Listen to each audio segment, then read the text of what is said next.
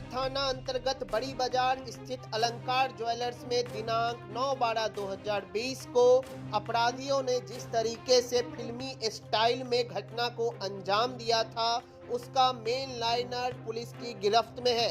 जी हां, सबसे बड़ी बात है कि अभी भी मेन सरगना अभी तक फरार चल रहा है। दरभंगा में सबसे बड़े हुए लूट कांड अलंकार ज्वेलर्स में जो दिनांक 9/12/2020 को घटी थी, उसमें दरभंगा पुलिस को सबसे बड़ी कामयाबी मिली है।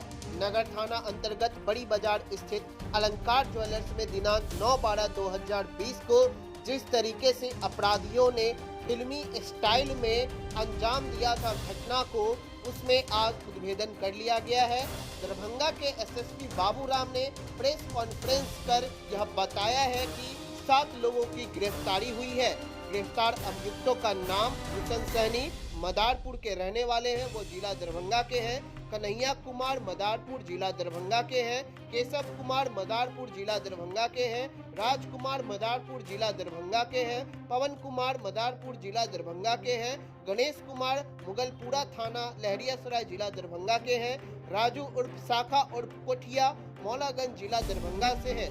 गिरफ्तार अभियुक्त के पास से बरामद सामान में 1 देसी कट्टा, 2 कारतूस, 200 ग्राम गांजा, 20 पत्ता नशे की गोली, घटना में उपयोग किए गए 2 पल्सर मोटरसाइकिल, घटना में उपयोग किए गए 5 मोबाइल से गिरफ्तार अभियुक्तों से पूछताछ की गई। इनके द्वारा बताया गया कि अलंकार ज्वेलर्स में हुई डकैती की घटना को अंजाम देने हेतु सोनार का काम करने वाला कन्हैया साहा द्वारा इस घटना के लाइनर के रूप में काम किया गया। 1 साल पहले वह अन्नपूर्णा ज्वेलर्स बाकरगंज के यहाँ कारीगर का काम करता था। उसी क्रम में अलंकार ज्वेलर्स के यहाँ आना जाना था। बाद में अपनी दुकान खोलने के बाद भी वहाँ आना जाना उसका जारी रहा। दुकान में भारी मात्रा में ज्वेलरी का पता होने के कारण उसके मन में लालच आ गया। इसी बीच 4 माह पहले इसका संपर्क जयनगर मधुबनी के एक शातिर अपराधी दिनेश यादव से हुआ, जिसे इन्होंने अपनी ही मोहल्ले में कमरा किराए पर दिला दिया।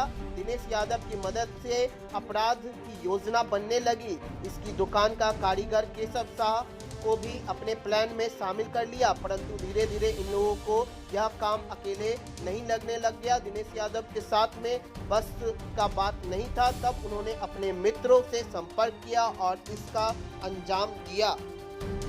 सबसे पहले तो बधाई आप लोगों को, सबसे बड़े लूट कांड का आपने उद्भेदन किया। पूरा मामला क्या और कैसे आप लोगों ने इसका पूरा उद्भेदन किया? ये 9 तारीख को दरभंगा में बड़ी बाजार में एक ज्वेलर के यहाँ बड़ी लूट की घटना हुई थी। इस केस में जिला के तमाम वरीय पुलिस पदाधिकारियों के साथ साथ पटना से एसटीएफ की टीम, सीआईडी की टीम और एफएसएल की टीमें भी यहाँ जांच के लिए आई थी और इसमें संयुक्त रूप से पुलिस ने कार्रवाई की और शीघ्र इस केस को उद्भेदन किया और 7 लोगों की गिरफ्तारी हुई है। इसके बाद जो मामला सामने आया वो ये है कि दरभंगा का एक छोटा सा ज्वेलर है जो पहले एक बड़ी दुकान में काम करता था और इसका यहाँ जो पीड़ित हैं इस केस के अलंकार ज्वेलर, उनके यहाँ आना जाना था।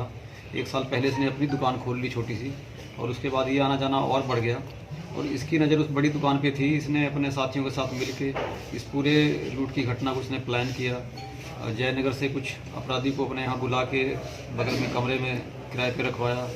इसके बाद जब इनकी योजना कामयाब नहीं हुई, इसके बाद इन्होंने अपने पड़ोस के ही एक अन्य लड़के की मदद से हाजीपुर के एक बड़े गैंग हैं जो इस तरह की घटनाओं को अंजाम देने में शातिर है, उस गैंग को यहाँ आमंत्रित किया और पिछले 1 महीना से उस गैंग के लोग यहाँ आए, कई बार रेकी की और 9 तारीख को उन्होंने इस घटना को अंजाम दिया। उद्भेदन में हम लोगों को काफ़ी हद तक जो हमारे स्थानीय गुप्तचर हैं, सीसीटीवी कैमरा पूरे ज़िला में और ज़िला के बाहर भी जो लगे हुए हैं उनकी फुटेज से और टेक्निकल इन्वेस्टिगेशन के दूसरे तरीक़ों से मदद मिली और हम लोगों ने 3 दिन के अंदर इस केस का उद्भेदन किया। इस केस में 7 लोग अभी गिरफ्तार हुए हैं। दूसरे जिला के कुछ अपराधी हैं, वहाँ पर छापामारी के लिए टीमें गई हुई हैं। कल रात में गैंग के सरगना के घर पर छापामारी हुई थी हाजीपुर में, लेकिन पीछे उसका घर दूसरे घरों से कनेक्ट होने के चलते पीछे के रास्ते से वो भागने में कामयाब रहा। उम्मीद है जल्दी उसकी गिरफ्तारी होगी और इसके बाद जो गैंग के दूसरे लोग हैं उनकी गिरफ्तारी के लिए और लूटे गए सोने की बरामदगी के लिए भी छापामारी लगातार जारी है। इन लोगों से लूटे गए 4 मोबाइल, इसके अलावा कुछ नशे की गोलियां और गांजा, हथियार, गोली वगैरह बरामद हुआ है। इसके अलावा इनके मोबाइल के जो CDR या अन्य जो टेक्निकल पहलू हैं उनसे भी इनकी इन्वॉल्वमेंट इसमें स्पष्ट हुई है और सभी ने पूछताछ में भी अपनी संलिप्तता स्वीकार की है और डिटेल में बताया है कि कैसे 4 महीने से अपराध की योजना को ये लोग बना रहे थे और कैसे कैसे लोग इनके संपर्क में आए, जिसको हम लोग विस्तृत रूप से आपको लिखित प्रेस नोट में भी देंगे जानकारी। सर, जो गिरफ्तार हुए हैं क्या वो दरभंगा के ही है या बाहर के हैं? 7 लोग जो गिरफ्तार हुए हैं ये दरभंगा शहर के ही हैं 7 लोग। इसमें जो एक मुख्य सरगना है जो सुनार का काम करता है वो है, उसका एक अपना कर्मचारी है और इसके अलावा उसके पड़ोस के कुछ और लोग हैं जो इस घटना में शुरू से ही प्लानिंग में इन्वॉल्व हैं। पूर्व से आपराधिक इतिहास भी है इन लोगों का? जो बाहर के जो अपराधी हैं दूसरे ज़िलों के, उनका लंबा चौड़ा आपराधिक इतिहास है। खासकर जो हाजीपुर का गैंग है उसने धनबाद में, रांची में और अन्य कई जगहों में इस तरह की घटनाओं को अंजाम दिया है। पूर्व से कई कांड में वो लोग वांछित हैं, पुलिस को उनकी तलाश है। जो जयनगर का अपराधी है वो भी कई बार चोरी और आर्म्स एक्ट के केस में जेल जा चुका है। और यहाँ दरभंगा जिला के जो लोग हैं इनका आपराधिक इतिहास हम लोग पता कर रहे हैं। हालांकि इनका कोई बहुत बड़ा आपराधिक इतिहास नहीं है, लेकिन आरंभिक पूछताछ में सामने आया है कि सभी लोग आवारा हैं और नशा करते थे। नशा करने के क्रम में ही इन्होंने ये इस तरह की योजनाओं को बार बार डिस्कस किया। दरभंगा का लाइनर कौन है? दरभंगा में यहाँ पर एक लाइनर हैं जो सुनार का काम करते हैं, उन्होंने मुख्य रूप से लाइनर की भूमिका निभाई। सर, लूट का आकलन हो पाया सर? लूट का आकलन कितने का अभी मतलब? वो तो FIR में जो दर्ज कराया गया है 11 किलो के करीब सोना है और कुछ कैश है। और इसके बाद में क्योंकि ये लोग योजना बनाने में थे, जो अपराधी बाहर से आए उनको ठहरने का, खाने का इंतजाम इन्होंने कराया, पूरे शहर की दुकान की रेकी कराई। लेकिन जो लूटने के बाद जो अपराधी सामान ले गए उसमें इनको अभी तक हिस्सा नहीं मिला है। सर, ये बताइए कि सोना कितना रिकवरी हुआ?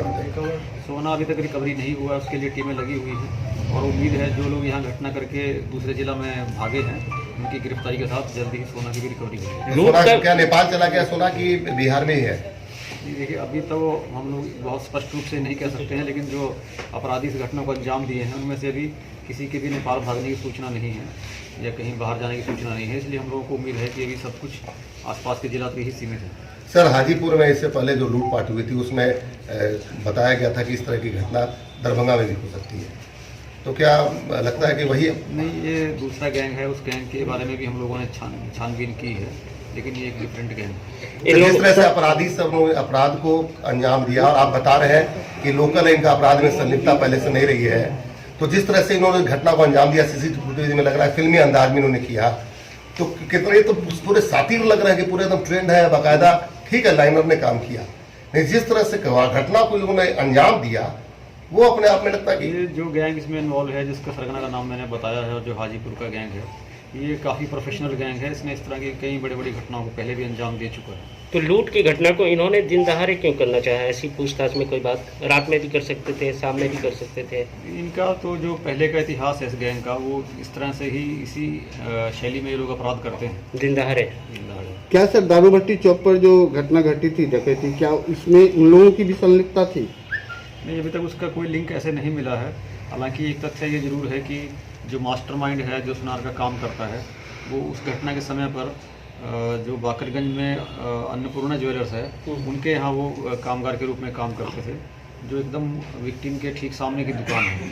उस बिंदु पे भी हम लोग जांच पड़ताल कर रहे हैं। सर, यहाँ पर इतनी दवाइयाँ रखे हुए हैं, किस काम के लिए? दवाई अपने नशे के लिए या दूसरे के लिए? ये अभी तक जो जानकारी हम लोगों की आई है, ये सब शाम के टाइम पे अपने मोहल्ला के आसपास जो अबेंडेंट जगह है, तालाब है, उसके किनारे बैठकर ये लोग गांजा और नशा की गोली का सेवन करते हैं। हो गया, थैंक यू सर।